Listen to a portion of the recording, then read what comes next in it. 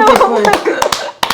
드디어. 네, 맞이하였습니다, 저희가. 네, 우리가 드디어 그렇게 바라고 바랬던 대통령 없는 세상. 파면! 대통령 없는 세상을 맞았습니다. 진짜 그날 잊을 수가 없네요. 그러네요.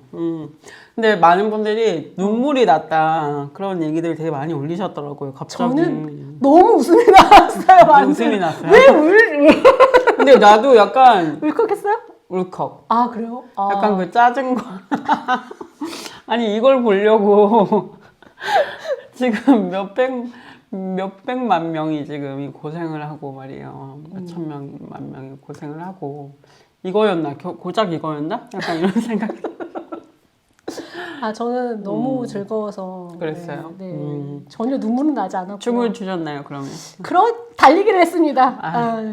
네, 파명 기념 달리기. 파명 기념 달리기를 했습니다. 네, 파명 기념 달리기를 뭐 11.22km를 달리시기도 하고. 네, 제가 그런 거는. 11.22km 달렸어요. 11.22. 그렇죠. 네. 우리가 파면이 선고가 된 된 시간이 11시. 의미심장하잖아요. 11시 22분이었죠. 네. 되게 4월 4일, 그죠. 11월 22분, 11시 22분. 되게 맞춘 것처럼. 그러니까요. 외우기 쉽게 되었습니다. 영월이 기억되리. 이 즐거운 날을. 근데 좋았던 네. 거는 전원이 일쳤던 것 같아요. 그러니까 당연히 그럴 수밖에 없긴 했었는데, 그래도 중간중간에 막 대들학설이 있었고 했잖아요. 5대3, 뭐 6대4로 나뉘었다, 뭐 이런 얘기도 있었는데, 결국에는 전원일치로 나왔고, 그리고 그 5가지 쟁점을 다 파면 사유를 인정을 해가지고, 그런 건 되게 의미 있었던 거 아닌가. 조목조목 또 비판을 다 하셨고, 네. 현재 그 결정문도 또 많은 또 화제가 되어서 지금 곧 책으로도 나온다고 하더라고요. 어쨌든 많이들 보시고 읽어보시고 그러셨을 것 같아요. 네, 저 114페이지거든요. 114페이지요. 다 읽어봤어요. 그렇군요. 저는 너무 즐거워서. 생중계로 보면서 네. 저는 그냥 있었는데 어떤 내용인지 좀 짚어볼까요? 뭐 그래서 그러니까 일단 저는 그 문영배 재판관이 읽어 내려갔잖아요, 주문을. 그때 2가지의 그 반복되는 말들이 너무 행복했는데 하나는 피청구인이 주장은 믿기 어렵습니다. 믿기 어렵습니다. 피청구인이 주장은 받아들일 수 없습니다. 이게 말이 진짜 계속 반복됐어요. 그래서 그런 것들이 너무 되게 좋았던 맞아요. 것 같다는 생각이 그게 뭐 또 그것도 있었죠. 그렇지 않습니다. 그렇지 않아요. 이것도 계속 반복되는데 어머하지 않습니다. 이렇게 또. 그렇죠. 그래서 말씀을 드리면 5가지 쟁점이었다고 했잖아요. 그게 12월 3일 비상개업 선포의 절차적 문제 이거 있다고 인정한 거고요. 국무회의. 네. 그리고 그 국무회의가 아니었다라고 아니었다. 얘기한 거죠. 그리고 포고령 1호의 위법성 이것도 당연히 인정이 된 거고. 맞아요. 그리고 국회에 군과 경찰을 투입한 행위 이것도 문제있다라고 본 거고. 중앙선거관리위원회 압수수색 이것도 문제 있다고 본 거고. 국회의장을 비롯한 주요 인사들에 대한 체포 구금 이거 지시한 것도 다 이제 법을 위반한 거다. 불법이다. 예. 그렇게 얘기를 했고요. 저는 그 주문 중에 가장 뭐랄까 설렌다고 해야 되나? 이 표현 너무 좋다라고 생각하는 게 있었는데 그거였어요. 그 피청구인이 국회 통제 등에도 불구하고 국회가 신속하게 비상계엄 해제 요구 결의안을 가결할 수 있었던 것은 시민들이 저항과 군경의 소극적인 임무 수행 덕분이었으므로 결과적으로 비상계엄 해제 요구 결의안이 가결되었다는 이유로 피청구인이 법 위반이 중대하지 않다고 볼 수는 없다. 이 맞습니다. 부분이었던 것 같아요. 그러니까 그 계엄을 해서 아무 일도 일어나지 않았다라고 했던 윤석열의 주장. 방금 욕 나올 뻔했어요. 아무런 피해가 없지 않았냐라고 했던 주장을 반박을 하시는 거죠. 그래서 그쵸. 네가 해제하려고 해제한 게 아니지 않냐. 어쨌든 국민들이 나서고 그리고 또 소극적으로 또 대응을 했던 분들도 있었기 때문에 이게 실패한 거지. 그렇지. 실패지. 이게 뭐 내가 이제 해제해야지. 이게 말이 안 되는 얘기죠. 예. 그런 사건이 일어났다는 것만으로도 사실은 굉장히 많은 피해가 발생했고 나의 스트레스는 어쩔 것이며 4개월 동안. 우리 손해배가지고. 국민들의 고통은 어떨 것이며 나의 토요일을 달라. 내가 4개월 동안 정말 토요일 날 진짜. 자영업자들 경제 박살나고 이거 어떻게 할 것이며 에? 장난 아닙니다. 예. 그래서 이런 무책임한 거를 좀 그래도 시원하게 좀 이렇게 짚어주신 것 같아요. 그쵸. 그래서 이 문영배 재판관의 개인적인 면모까지 좀 이렇게 화제가 많이 됐어요. 많이들 얘기하시면서 많이들 보셨겠지만 김장하 장학금의 맞죠?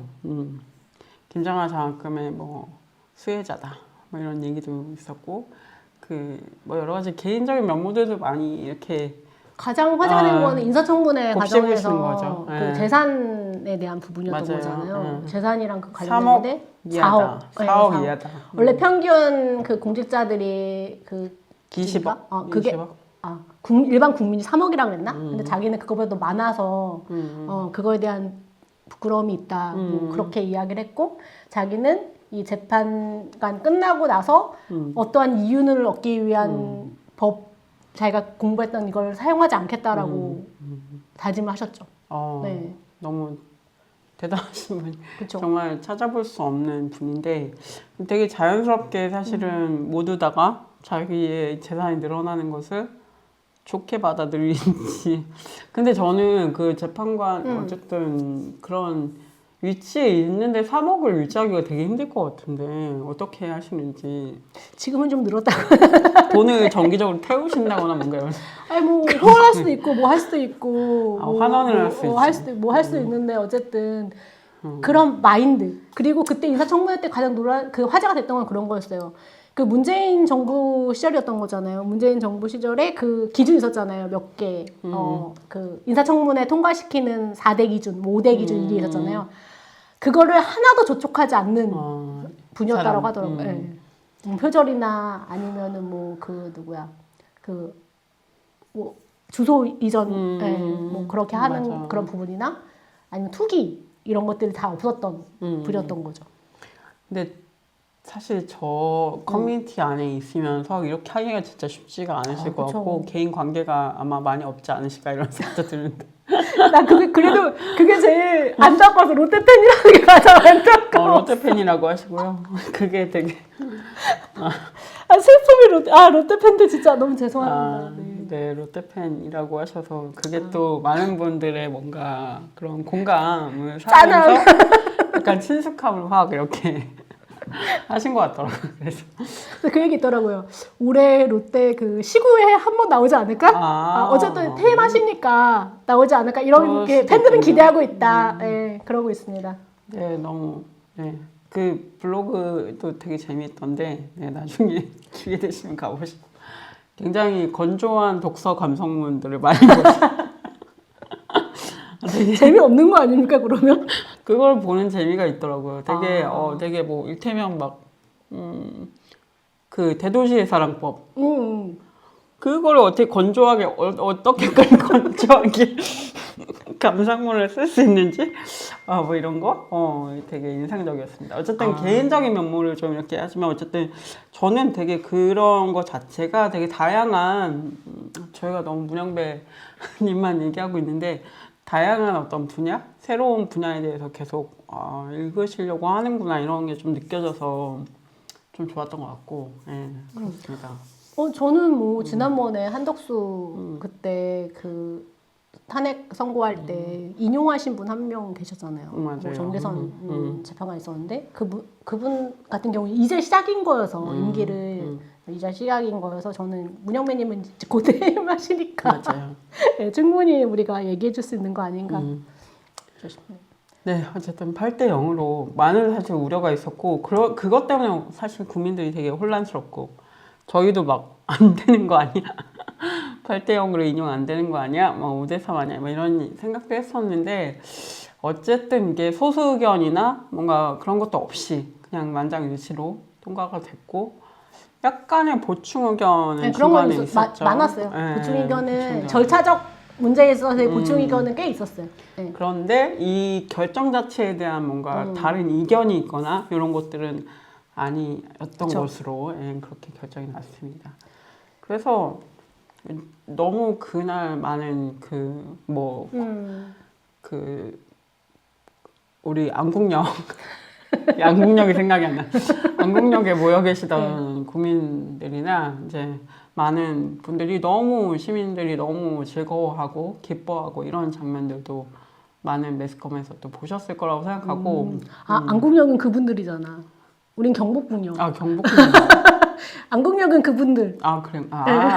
동십자가 있는데 저희는- 경복궁역인가? 경복궁역이군요. 죄송합니다. 헷갈렸어. 그분들이 안국역을 점령하고 계셨고요. 안국역은 그분들이라고 하고요. 네. 경복궁역에서. 네. 네, 많은 분들이 또 기뻐하시고 또 즐거워하시는 모습들을 또 볼 수 있었다라는 거고. 파면 정식 드셨어요? 파면 정식 안 먹었습니다. 저 짜장면 먹었어요. 파 넣어서 먹지 그랬어. 그날 왠지 오늘 점심은 짜장면이다 해가지고 그래야 될 것 같아서 짜장면을 먹었고요. 간짜장을 먹었습니다. 그 약간 그런 기분이 있죠. 뭔가 역시 이사를 할 거니까 이제 이사를 할 때는 언제 하는데? 이사 아직 안 했어. 근데 아니 문재인 대통령은 하루 먼저 쫓아냈잖아. 이제 이사를 해야 되는데 그래서 그날 당시의 기분은 이제 이사 나가는구나. 네. 짜장면을 먹자라고 해서 짜장면 먹었는데 아직도 이사를 나가지 않고 있다. 이런 며칠째야 지금. 그러니까 아니 왜 안 나가? 말로는 뭐 9일날 나간다, 11일날 나간다 이런 얘기가 있긴 4월 하더라고요. 11일을 얘기를 좀 하시더라고요. 근데 경호동 문제 해결 안 되면은 계속 버틸 수 있다는 거 근데 아닙니까? 그렇죠. 근데 이제 경호팀들이 뭐 이탈하고 있다 뭐 이런 보도들도 나오던데 어떻게 할 건지 빨리 나가세요. 나가. 빨리 나가.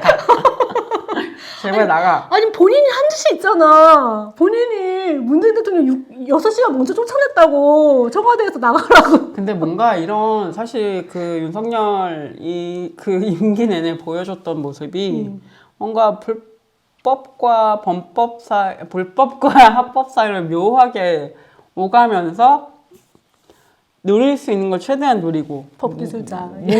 뭉갤 수 있는 거 진짜 어디까지 뭉개나 사람이 그런 체면이나 뭔가 그런 거 없이 그런 뭔가 인간으로서의 어떤 그런 자신에 대한 자부심이나 뭔가 그런 자신이 나의 인간성은 어떤 것인가, 나는 어떤 인간이 될 것인가 이런 물음이 하나도 없이 그냥 뭉개자.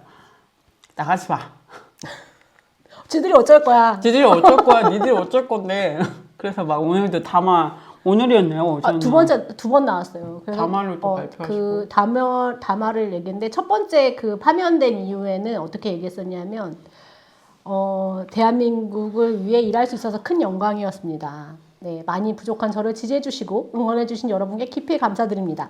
여러분이 기대에 부응하지 못해 너무 안타깝고 죄송합니다. 사랑하는 대한민국과 국민 여러분을 위해 늘 기도하겠습니다. 이게 150자도 안 되는 150자도 안 되는 그런 게 처음 파면되는 그냥 나왔고, 그리고 최근에 나온 게 이제 대통령 메시지, 그러니까 국민 변호인단, 그러니까 자기를 변호했던 그런 사람들을 통해서 냈던 거는 진짜 너무 기가 막힌데. 네, 그 2월 13일 저녁 청계광장을 가득 메워서 자기를 응원했던 여러분들이 첫 함성을 기억합니다. 몸은 비록 구치소에 있었지만 마음은 여러분 곁에 있었습니다. 네, 이런 얘기를 했고요. 그 얘기와 함께 여러분이 지지와 성원에 깊이 감사드리고, 그리고 저는 이 나라의 미래의 주인공은 바로 여러분입니다. 좌절하지 마시고요. 저도 늘 여러분 곁을 지키겠습니다라고 했습니다. 그래서 이게 너무 네. 계속 메시지를 내고 있죠. 근데 없는 게 두 가지예요. 윤석열 메시지 없는 게 두 가지인데 하나는 승복이고 두 번째는 사회통합 메시지입니다. 그냥 자기 지지자라고 생각하는 사람들에게만 얘기를 하는 거고, 근데 좀 짚고 넘어가야 될 것은 지금 상황에 이제 자기를 지지했던 사람들이 물론 있지만 계속 기능을 하는가, 그를 계속 지지하면서 그러지는 않는 것으로 보이거든요. 일단 다 대선 체제로 지금 딱 들어갔고, 그리고 뭐 우파 유튜버들도 이제 손절을 하는 사람들이 많다 뭐 이런 보도도 제가 살짝 봤는데, 더 이상 가능하지 않은 정치인데 그걸 계속하면서 뭔가 왜 이러는 거, 왜 이러는 걸까요?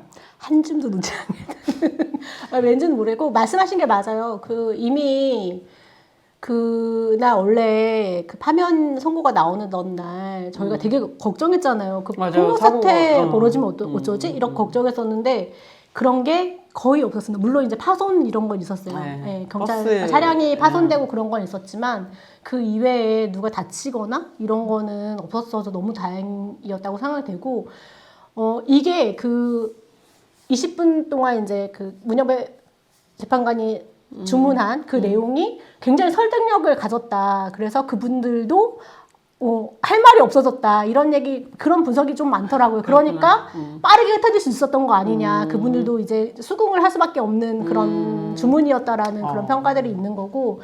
그리고 토요일에 그래서 저희는 승리대회 집회 있었잖아요. 이 광장에 계셨던 맞아요. 분들은. 근데 안국에 계셨던 분들, 그러니까 광화문에 계셨던 그분들, 극우 세력들은 또 집회가 원래 예정돼 있었는데 정광훈만 남고 다 사라졌어요. 그리고 정광훈은 뭘 했냐? 헌금을 더 많이 내셔라. 예, 결국 그분이 남아있는 건 이제 헌금 이런 것일 뿐인 거고 세력은 말씀하신 맞아요. 것처럼 많이 사라졌다. 그러니까 이 권력의 기울기를 빨리 판단하고 저는 물론 그거에 또 승복하고 저 말이 맞다라고 이제 하신 분들도 물론 있겠지만 이제 권력이 기울어졌구나라는 걸 느끼시고 본능적으로 이제 처신을 하시는 분들도 많을 것이고 이 다음을 어떻게 해야 되는지를 또 생각할 수밖에 없을 것 같아요. 그래서 이제 이미 대선이 시작이 됐기 때문에 이 정해졌죠. 날짜도 6월 그렇죠. 3일로. 6월 3일로 정해졌고 저희 그날 폐명도 하는 날이에요. 아 그래요? 네, 화요일. 헐. 저희 특집 방송 2달의 특집 우리 방송. 그럼 출구조사 발표. 그건 하자. 그 지상파 출구조사 결과 발표까지 하자. 대박입니다. 여러분 기대해 주시고요. 3일날. 어쨌든 지금 대선 레이스가 시작됐기 때문에 너무 짧죠. 60일밖에 없으니까. 그렇죠. 변수가 생기기 어려운 시간이죠. 너무 바쁘실 거고 자신들이 또 새로운 권력을 창출하기 위해서 또 아주 바쁘실 거기 때문에 이런 혼란은 없지 않을까. 뭐 이거에 불복한다, 뭐 윤석열 편을 든다 이거는 없지 않을까 싶긴 한데. 그렇죠. 없어야죠. 없어야 되는 게 맞는 거고. 근데 이제 걱정은 그런 거예요. 그러니까 그 윤석열이 어쨌든 본인 지지자들을 향해서 계속 메시지를 내고 있는데 이런 행위는 계속 될 거고 그리고 그거에 부응하는 사람들이 아예 또 없는 건 아니어서 그분들의 저는 안위가 좀 걱정되긴 해요. 그러니까 파면 나오기 전에 분신하시고 그런 사건도 좀 있었잖아요. 맞아요. 저는 그래서 그거는 계속 우려되더라고요. 그런 부분들은 그래서 제가 아까 없었다고 한 것 중에 하나가 사회통합 그 승복 이 메시지가 없었다고 얘기한 부분이 그것 때문이기도 해요. 그건 본인이 지지자들한테도 이런 메시지가 필요한데 그런 거를 하나도 하지 않는 대통령 되게 무책임한 사람인 거죠. 맞아요. 그러니까 애초에 뭔가 대통령으로서의 해야 될 어떤 기본적인 ABC들 안 한. 그렇죠. 그런 게 전혀 안 돼 있고 어쨌든 정치를 해야 되는데 정치를 하나도 하지 않았다라는 게 이제 윤석열의 문제였죠. 처음부터 끝까지 그게 좀 문제였던 것 같고 네 어쨌든 이제 대선 국면으로 들어섰습니다. 벌써 들어섰고 뭐 홍준표 시장 전 시장인가요 이제 대구 시장을 이제 내려놓고 이제 들어가겠다 이렇게 하시기도 했고 뭐 오세훈 시장 같은 경우는 이제 많은 이제 서울 시민들이 빨리 그만두고 출마를 하셔라. 너무 출마를 하시면 좋겠다라는 그런 기대감이 있죠. 기대감이 있지만 휴가가 50일 아직, 남으셨답니다. 그래서 경선까지 그러니까 말도 안 되는 거고. 그렇게 그리고 하실 것 김문수 같아요. 장관은 오늘도 장관직 내려놓으신다고 하신 맞아요. 거고. 네. 그리고 누구야 그 안철수 오늘 의원은 오늘 광화문에서 하셨습니다. 발표하셨고. 그리고 한동훈 전 대표는 11일에 국회에서 선언하신다고 하고. 근데 저는 다른 사람들은 다 떠올렸는데 정말 깜짝 놀란 게 한동훈을 정말 까맣게 잊고 있었던 거예요. 존재감 있는 사람이었습니까? 없는 사람 정말 아니었어? 네 김문수 막 이렇게 막 생각하다가 한동훈이 있어. 지지율도 낮아. 알아주지도 않아 지지율도. 너무 놀란 거야. 오늘 막 얘기하다가 사람들이랑 한동훈의 존재감이 그러니까 생각해 보면 우리가 탄핵 그거 뭐 이제 표결할 때나 이럴 때 한동훈 걔들의 표가 있었기 때문에 된 거잖아요. 근데 이렇게 짧은 시간 안에 존재감이 0으로 그 이후에 그분이 한 행위들이 있으니까 사라졌다. 그분 이후에 한덕수와 함께 그죠. 정권을 손에 넣으려고 했다가 실패하고 네, 그러니까. 그 이후에 또 이제 구속 취소되자마자 또 가가지고 뭐 가진 않았지만 자기는 탄핵은 찬성했지만 아니다. 구속은 아니다 이런 식으로 말 바꾼다거나 이런 것들이 너무 많아서 이후에 대선 레이스에 가시더라도 그런 것들이 발목을 잡을 거의 없을 수도 있다는 것 같고 오히려 지금 다크호스로 떠오르는 사람이 유승민 의원이래요. 유승민. 네. 이게 되게 놀라운 게 그 뭐랄까 최근에 여론조사가 나왔는데 그런 게 있었대요. 그러니까 상수가 있잖아요. 더불어민주당은 이재명 대표에서 바뀌지 않을 거라는 상수를 두고 여권의 인사들을 다 대입해서 설문조사 그 여론조사 돌려본 거야. 그랬더니 유승민 그러니까 다른 사람들은 대부분 이재명이 40% 이상을 이렇게 네. 획득하는 걸로 나왔어요. 근데 유승민이랑 붙었을 때 30대로 떨어졌대요. 아 그래요. 그리고 중간지대 있잖아. 난 좀 더 고민해보겠다라고 하는 비율이 늘어났대요.